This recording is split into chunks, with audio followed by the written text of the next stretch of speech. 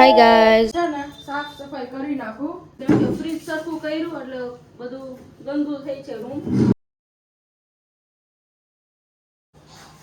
આ જો રોકીનું ગાજર વનરાજના ફ્રેન્ડે મોકલ્યું હતું ને ઓનલાઈન મગાવ્યું હતું તો આવ્યું હતું એક વખત એ છે.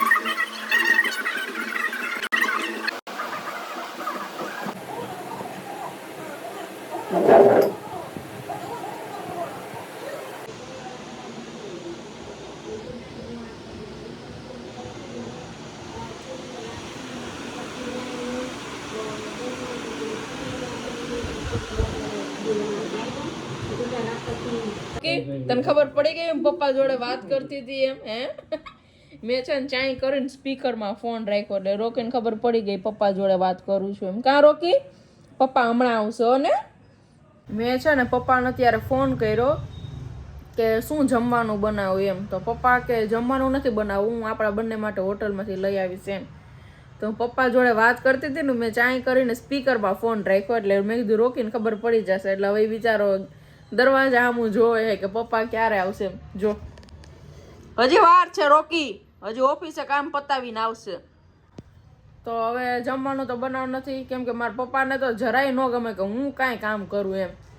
એટલે બધાના પપ્પાને એવું થાય એમ કે મારી છોકરી હેરાન ન થાય એમ કામ નથી કરવું એમ.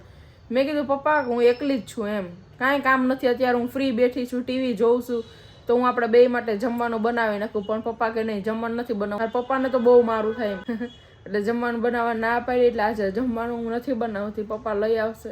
અને એનો પ્રેમ જોઈને હું બહુ ભાવુક થઈ ગઈ. હંમેશા જેનો પ્રેમ મારા માટે તો બહુ જ છે એને બહુ જ મમ્મીને પણ મારું બહુ જ પણ પપ્પાને બધી ગર્લ્સનું તો વધારે જ કે મારી છોકરી બસ આમ મારી છોકરી આમ એટલા એના વિશે એને 1000 સપના હોય એમ. તો મને બી અત્યારે એમ થોડુંક ઇમોશનલ થઈ ગઈ એમ કે હું ફ્રી જ છું તો બી મને ના પાડી કે જમવાનું નથી બનાવવું હું આપણા બંને માટે હોટલમાંથી લઈ આવીશ એમ. અને હવે પપ્પા લઈ આવશે ત્યારે જમશું બંને. અને જો રોકી બિચારો વાત જોવે છે કે પપ્પા ક્યારે આવશે એમ. હવે કામ પતાવીને હમણાં આવશે પપ્પા